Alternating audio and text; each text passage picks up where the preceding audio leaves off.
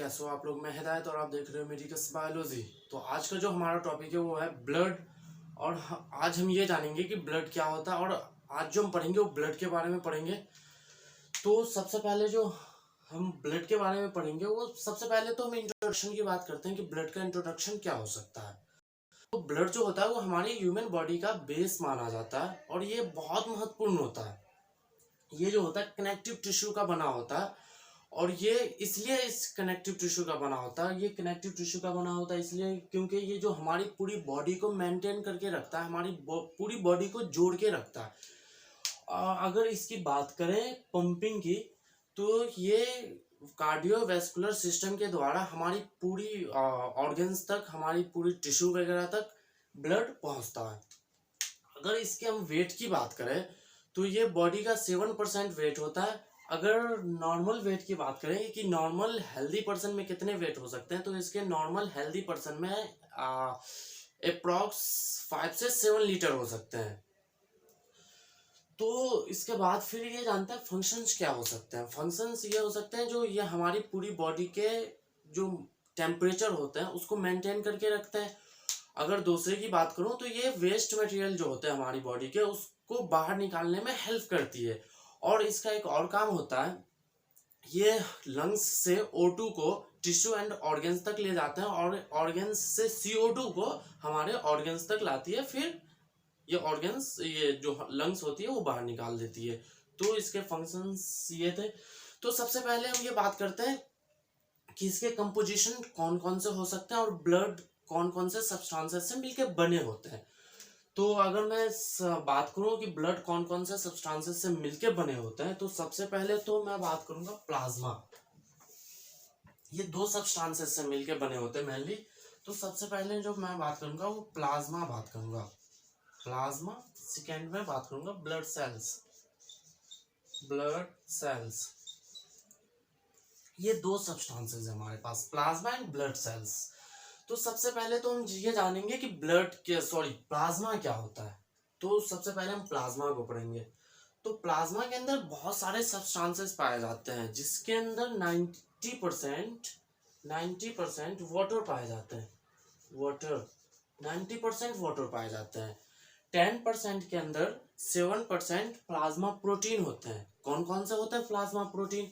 अगर मैं plasma protein की बात करूं तो प्लाज्मा प्रोटीन के अंदर जो होते हैं एल्बुमिन आ जाते हैं, एल्बुमिन, ग्लोब्यूलिन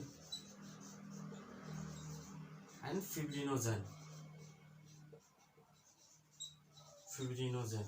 ये हमारे 3 प्रोटीन है, यानी एल्बुमिन, ग्लोब्यूलिन एंड फिब्रिनोजेन। ये जो होता है प्लाज्मा प्रोटीन होते हैं। 3 टाइप्स के प्लाज्मा प्रोटीन होते हैं जो प्लाज्मा के अंदर 7% होते हैं। ये प्लाज्मा के अंदर 7% होते हैं। तो ये थे हमारे प्लाज्मा प्रोटीन। तो अब हम ये जानते हैं, हम इसे भी थोड़ा डिफाइन करेंगे और ये जानेंगे कि एल्बुमिन क्या होता है, ग्लोब्यूलिन क्या होता है, फिब्रिनोजेन क्या होता है और इसके काम क्या होते हैं हमारी बॉडी में। इसको भी हम जानेंगे, लेकिन इसके बाद हम जान लेते हैं कि और कौन कौन से सब्सटेंसेस पाए जाते हैं। तो सब्सटेंसेस की बात करूं तो फैटी एसिड पाए जाते हैं, ग्लूकोज पाए जाते हैं, सोडियम क्लोराइड आप कह सकते हो, सोडियम क्लोराइड पाए जाते हैं। और वेस्ट मटेरियल की बात करूं तो वेस्ट मटेरियल के रूप में यूरिन पाए जाते हैं, यूरिक एसिड पाए जाते हैं। तो ये सारे जो होते हैं वो 3% में होते हैं। ये जो हमने अभी बताया वो सारे 3% में होते हैं। तो हमें जो अभी पढ़ना है वो प्लाज्मा प्रोटीन को पढ़ना है, क्योंकि प्लाज्मा के अंदर 90% वाटर पाए जाते हैं। तो वाटर तो हम पढ़ेंगे नहीं, हम पढ़ेंगे अभी 7%। जो 7% जो होते हैं वो प्लाज्मा प्रोटीन होता है। और प्लाज्मा प्रोटीन 7% कौन कौन से प्रोटीन होते हैं, एल्बुमिन, ग्लोब्यूलिन एंड फिब्रिनोजेन को आज हम पढ़ने वाले हैं। तो सबसे पहले जानते हैं कि एल्बुमिन क्या होता है।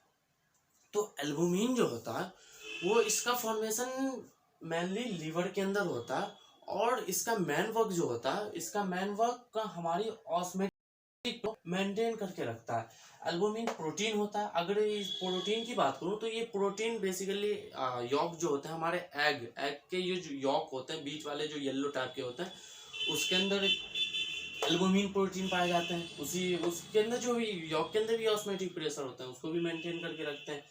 मिल्क वगैरह में एल्बुमिन प्रोटीन पाए जाते हैं। अब बात कर रहा हूँ ग्लोब्यूलिन की। ये ग्लोब्यूलिन क्या होता है? ग्लोब्यूलिन का भी फॉर्मेशन जो होता है वो लीवर के अंदर होता है, और इसके अलावा इसका जो फॉर्मेशन होता है वो लिम्फोइड टिश्यू में भी होता है, ग्लोब्यूलिन का फॉर्मेशन। अगर ग्लोब्यूलिन की बात करूं तो ये ग्लोब्यूलिन 3 टाइप्स के होते हैं। ये ग्लोब्यूलिन 3 टाइप्स के होते हैं। एक अल्फा होता है, एक बीटा होता है, एक गामा होता है। एक गामा होता है, अल्फा बीटा गामा। तो इसके 3 टाइप्स होते हैं, अल्फा बीटा गामा। तो मैं अल्फा बीटा की बात करूं तो ये अल्फा बीटा का सेम काम होता है।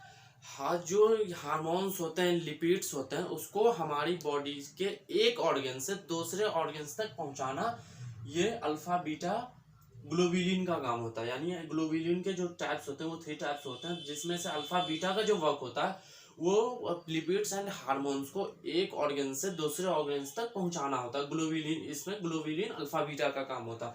अगर मैं तो आप जानते हैं गामा।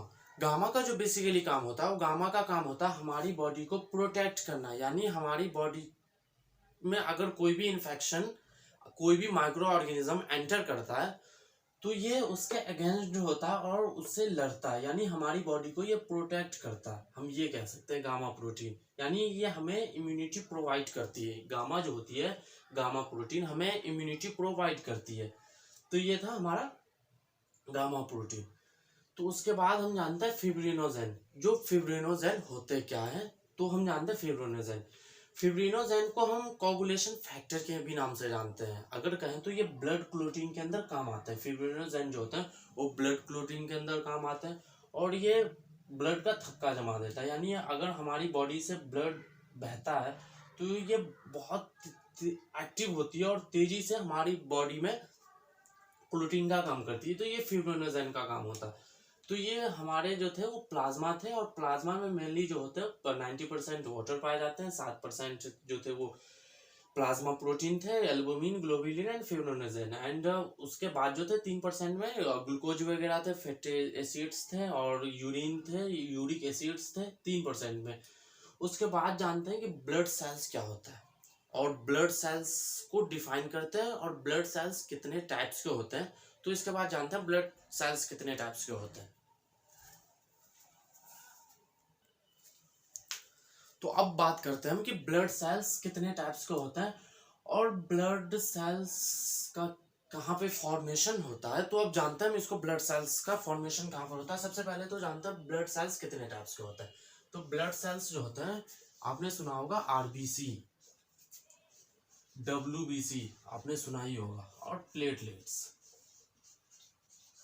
प्लेटलेट्स यानी आरबीसी, डब्ल्यूबीसी एंड प्लेटलेट्स। अगर मैं इसके सेकेंड नेम की बात करूं तो इसका सेकेंड नेम होता है एरिथ्रोसाइट, एरिथ्रोसाइट्स। डब्ल्यूबीसी का नाम होता है ल्यूकोसाइट। कहीं कहीं पे सी से भी होते हैं, बट कैसे ही होते हैं आप देख लेना। वैसे leukocytes and erythrocytes, leukocytes and the thrombocyte, thrombocytes. तो ये थे हमारे ब्लड सेल्स के टाइप्स, आरबीसी, डब्ल्यूबीसी, प्लेटलेट्स। यानी हम कहें तो एरिथ्रोसाइट्स, ल्यूकोसाइट्स एंड थ्रोम्बोसाइट्स। तो हम एक एक करके इसको डिफाइन करते हैं और जानते हैं कि ये होते क्या है, और इसका काम क्या होता है, और इसका कलर क्या होता है, इसका नॉर्मल वैल्यू क्या होता है। अगर इसकी कमी हो जाए, तो आरबीसी की कमी होती है हमारी बॉडी में, तो उसको क्या कहते हैं। अगर ज़्यादा हो जाए तो उसे क्या कहते हैं, और इसके फॉर्मेशन को क्या कहते हैं। तो हम जानते हैं ये क्या होता है। तो सबसे पहले तो हम जानेंगे आरबीसी। आरबीसी क्या होता है। आरबीसी जो होता है, वो आरबीसी का कलर जो होता है वो रेड होता है। तो रेड क्यों होता है? इसके अंदर हीमोग्लोबिन नामक प्रोटीन पाया जाता है। Haemoglobin, haemoglobin, HB, haemoglobin. इसके अंदर हीमोग्लोबिन नाम के एक प्रोटीन पाए जाते हैं, जिसके कारण जो आरबीसी का जो कलर होता है वो रेड होता है। हीमोग्लोबिन क्या होता है? यानी हीम का मतलब होता है आयरन, आयरन। अब ग्लोब्यूलिन की बात करें तो ग्लोब्यूलिन का मतलब होता है प्रोटीन, प्रोटीन यानी आयरन प्रोटीन। ऐसा कहें तो हम कह सकते हैं आयरन प्रोटीन। तो ये आयरन प्रोटीन क्या होते हैं? यानी आयरन प्रोटीन मैंने पहले बताया था। आयरन प्रोटीन का काम क्या होता है, हमारी बॉडी से यानी लंग्स से O2 को हमारे टिश्यू एंड ऑर्गेन्स तक ले जाना और ऑर्गेन्स से और CO2 को हमारी लंग्स तक फिर से वापस लेके आना, यानी CO2 को ले जाना, O2 को ले जाना, CO2 को वापस लाना। ये HB का काम होता है, यानी हीमोग्लोबिन का ये काम होता है, जिसके कारण RBC का जो कलर होता है वो रेड होता है। अगर ये बात करें RBC ना हो तो इसका कलर कैसा होगा, तो शुरू में ऐसा ही होता है। जब RBC इमेच्योर होता है, RBC इमेच्योर होता है तो इसके अंदर हीमोग्लोबिन नहीं पाए जाते हैं। जिस टाइम इसका जो कलर होता है हल्का येलो टाइप का होता है, यानी अगर हम RBC को हीमोग्लोबिन को हटा दें तो इसका कलर जो होगा मेनली येलो टाइप का हो जाएगा। तो इस जिस टाइम इस मेच्योर होते हैं उस टाइम इस RBC के अंदर न्यूक्लियस नहीं पाए जाते हैं। जब ये मेच्योर हो जाते हैं तो इसके अंदर हीमोग्लोबिन पाया जाता है, जिसके कारण इसका कलर जो होता है वो रेड हो जाता है। अगर हीमोग्लोबिन के मैं RBC का नॉर्मल वैल्यू बताऊं तो 4.5 से 6.5 मिलियन हो सकता है, यानी 45 लाख समझ लो, 45 लाख से 65 लाख तक इसकी नॉर्मल वैल्यू हो सकती है, यानी RBC हमारी बॉडी में इतने हो सकते हैं। अगर मैं इसके लाइफ स्पेन की बात करूं, लाइफ स्पेन, तो इसका लाइफ स्पेन जो होता है 120 डेज होता है, यानी 120 दिन रहते हैं। इसके अंदर एक और मैं बात बताते चलूं, इसके अंदर जो होते हैं ऐसा कहे तो आत्महत्या की थैली, जिसे हम साइटो ये कहते हैं, क्या कहते हैं उसे,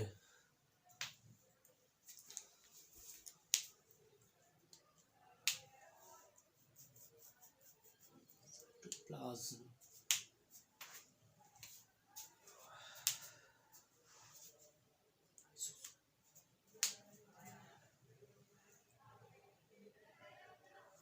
यानी हम जो कहेंगे ऐसा कहे तो साइटोप्लाज्म, सॉरी इसकी लाइफ स्पेन जो होता है 120 डेज होते हैं। तो हम ये कह रहे थे 120 दिन के बाद ये तो इसकी डेथ हो जाती है, तो 120 दिन बाद ये जाते कहाँ।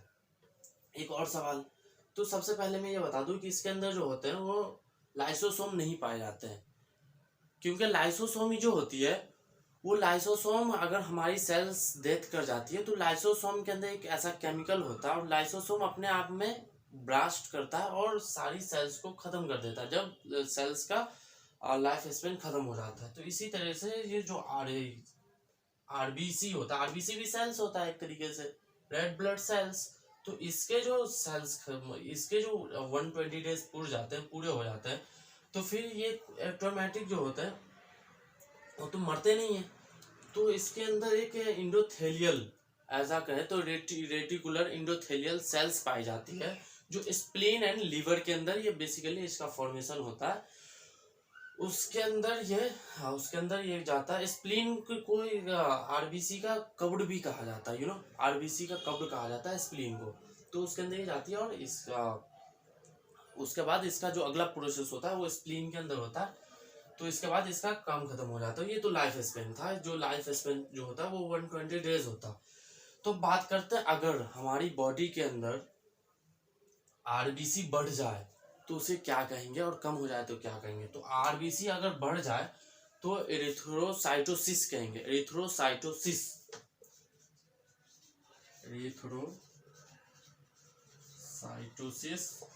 अगर कम हो जाए तो एरिथ्रोसाइटोपेनिया कहेंगे,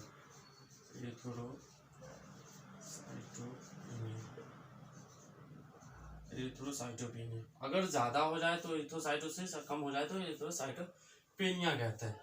तो ये जो था वो हमारा RBC था और हमने RBC को समझा। अब जानते हैं कि WBC क्या होता है। WBC के बारे में पढ़ेंगे, उसके बाद फिर पढ़ेंगे प्लेटलेट्स के बारे में। तो जानते हैं कि WBC क्या होता है।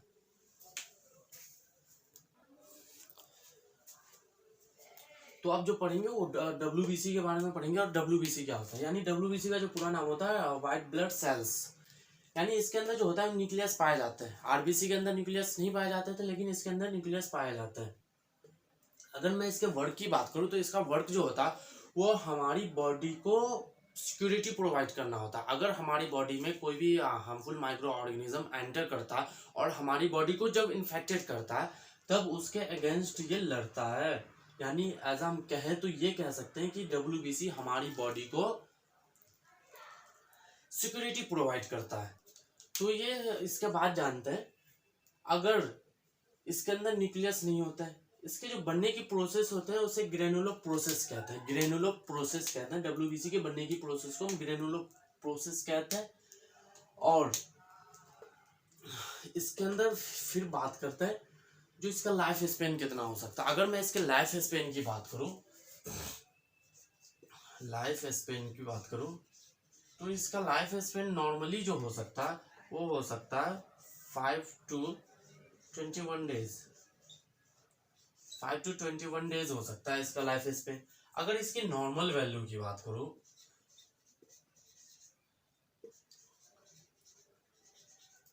अगर मैं इसके नॉर्मल वैल्यू की बात करूं तो इसके नॉर्मल वैल्यू जो हो सकते हैं वो 4000 से 11000 तक हो सकता है। यानी कि ये जो होता है WBC वो संख्या में तो कम होते हैं, लेकिन ये सबसे बड़ी सेल्स होती है, RBC से बड़ी सेल्स होती है। यानी RBC जो होती है वो छोटी से छोटी कैपिलरी में एंटर कर सकती है, बट WBC नहीं कर सकती है। इसलिए इसकी जो क्वांटिटी होती है, यानी इसकी जो नॉर्मल वैल्यू होती है वो 4000 से 11000 होती है। बट यहाँ पर RBC की जो नॉर्मल वैल्यू होती है वो 4.5 से 6.5 मिलियन होती है। यानी कहे तो 45 लाख से 65 लाख तक होती है। तो ये तो काफी हो जाता है, क्योंकि इसकी जो वैल्यू होती है वो ज्यादा होती है, बट जो सेल्स बड़ी अगर कहे तो ये कम, बहुत छोटी सेल्स होती है। तो WBC सब बड़ी सेल्स होती है और इस संख्या में कम होती है। इसका लाइफ स्पेन जो होता है वह 5 से 21 दिन तक होता है। अगर मैं इसकी बात करूं कि WBC की अधिकता हमारी बॉडी में हो जाए तो उसे क्या कहते हैं? उसे कहेंगे हम ल्यूकोसाइटोसिस कहेंगे। जैसे हमने RBC को कहा था एरिथ्रोसाइटोसिस, तो इसी तरीके से WBC को कहेंगे ल्यूकोसाइटोसिस। अगर इस कमी हो जाए तो ल्यूकोसाइटोपेनिया कहेंगे। ल्यूकोसाइटोपेनिया यानी ल्यूकोसाइटोसिस, इसे लिखने की जरूरत नहीं। हाँ, तो इसके अब क्लासिफिकेशन की बात करते हैं, क्योंकि इसका क्लासिफिकेशन थोड़ा लंबा हो जाएगा। तो क्लासिफिकेशन के लिए एक मैं अलग से वीडियो बनाऊंगा, तो आप क्लासिफिकेशन का अलग वीडियो देख सकते हो, क्लासिफिकेशन ऑफ WBC। तो मैं क्लासिफिकेशन वैसे ही बता दे रहा हूँ। क्लासिफिकेशन इसे 2 टाइप्स में बांटा जाता है, एक ग्रेनुलोसाइट्स एंड अग्रेनुलोसाइट्स। एक ग्रेनुलोसाइट्स जो होते हैं वो ग्रेनुलोसाइट्स के अंदर ग्रेनुल्स पाए जाते हैं और ग्रेनुलोसाइट्स में ग्रेनुल्स नहीं पाए जाते हैं। ग्रेनुलोसाइट्स की जो न्यूक्लियस होती है उसके कई पार्ट्स होते हैं, ग्रेनुलो में नहीं होते हैं। तो सबसे पहले तो हम जानते हैं कि ग्रेनुलोसाइट्स कितने टाइप्स में डिवाइड होते हैं। तो ग्रेनुलोसाइट्स जो होते हैं वो 3 टाइप्स में डिवाइड होते हैं। एक होते हैं neutrophils, basophils and basophils and neutrophils होते हैं, एक बेसोफिल्स होता है, एक होता है ईसोफिल्स। 3 प्रकार के होते हैं, ईसोफिल्स, बेसोफिल्स एंड न्यूट्रोफिल्स। और उसके बाद होते हैं अग्रेनुलोसाइट्स। अग्रेनुलोसाइट्स जो डिवाइड होते हैं वो होते हैं लिम्फोसाइट्स एंड मोनोसाइट्स। 2 टाइप्स होते हैं, मोनोसाइट्स एंड लिम्फोसाइट्स। लिम्फोसाइट्स जो होते हैं वो 2 टाइप्स में डिवाइड होते हैं, B lymphocytes and T lymphocytes. 2 types में डिवाइड होता है। तो WBC का क्लासिफिकेशन जो होगा वो अलग वीडियो बनाएंगे हम, और उसके अंदर हम समझा देंगे WBC क्या होता है, उसका एक अलग से वीडियो बनेगा, क्योंकि वीडियो लंबी हो सकती है, इसलिए WBC हम यहाँ पे नहीं पढ़ाएंगे। तो ये WBC का क्लासिफिकेशन था। और WBC का मेन वर्क क्या होता है और WBC की नॉर्मल वैल्यू और इसकी कमी को, अधिकता को क्या कहते हैं। उसके बाद जानते हैं प्लेटलेट्स क्या होता है। और प्लेटलेट्स जो होते हैं, प्लेटलेट्स का जो मेन वर्क होता है वो हमारी बॉडी को ऐसा कहे तो सिक्योरिटी प्रोवाइड भी करती है। और प्लेटलेट्स जब हमारी बॉडी से ब्लड गिरता है, यानी ब्लड बहता है, तो ब्लड बहाव के समय ये क्लोटिंग का भी काम करता है। प्लेटलेट्स जो होता है, प्लेटलेट्स क्लोटिंग का काम करता है। प्लेटलेट्स का होना हमारी बॉडी में बहुत जरूरी है। इसकी कमी से बहुत सारी वीकनेस वगैरह कम हो जाती है। तो इसका जो मेन वर्क होता है वो हमारी बॉडी को सिक्योरिटी प्रोवाइड भी करती है और इसका कोगुलेशन जो होता है यानी थक्का क्लोटिंग का काम होता है प्लेटलेट्स का। अगर प्लेटलेट्स की नॉर्मल वैल्यू की बात करें तो प्लेटलेट्स का नॉर्मल वैल्यू हो सकता है 150 से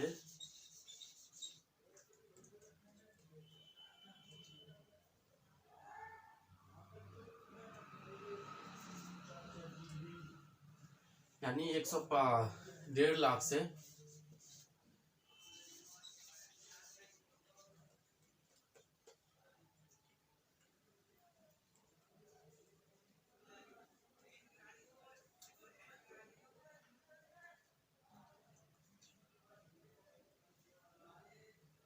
यानी 1.5 लाख से 4 लाख तक हो सकती है इसकी नॉर्मल वैल्यू प्लेटलेट्स की। अगर प्लेटलेट्स के अंदर यानी प्लेटलेट्स की अधिकता हो जाए तो उसे हम थ्रोम्बोसाइटोसिस कहेंगे, और अगर कमी हो जाए तो थ्रोम्बोसाइटोपेनिया कहेंगे। तो हमारा था ये प्लेटलेट्स, तो हमने जाना प्लेटलेट्स क्या होता है। तो आज का जो हमारा टॉपिक था वो ब्लड था, और ब्लड के अंदर हमने सबसे पहले प्लाज्मा पढ़ा, प्लाज्मा के बाद हमने ब्लड सेल्स पढ़ा, ब्लड सेल्स को भी हमने डिफाइन किया, प्लाज्मा को भी डिफाइन किया। उसके बाद तीनों जो टाइप्स थे आरबीसी, डब्ल्यूबीसी एंड प्लेटलेट्स, हमने तीनों को डिफाइन किया। और हमने ब्लड के बारे में पढ़ा कि ब्लड क्या होता है, और हमने जाना ब्लड क्या होता है। तो आई होप आपको वीडियो पसंद आई होगी, तो वीडियो को लाइक करें, सब्सक्राइब करें, और कमेंट में ये जरूर बताएं वीडियो आपको कैसी लगी। अगर कहीं पे गलती हो तो बताना और हम उसे एक्सेप्ट करेंगे। तो थैंक यू, जय हिंद एंड जय भारत।